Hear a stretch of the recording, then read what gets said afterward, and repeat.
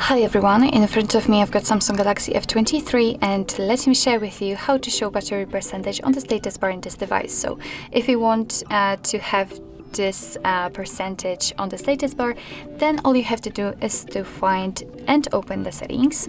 And here let's enter the notifications. Here we have to tap on advanced settings.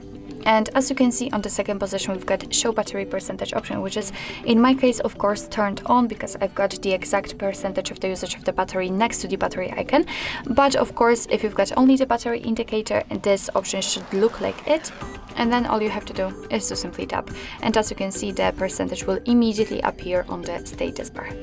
So basically that's all. This is how to show battery percentage on the status bar in your Samsung Galaxy F23. Thank you so much for watching. I hope that this video was helpful, and if it was, please hit the subscribe button and leave the thumbs up.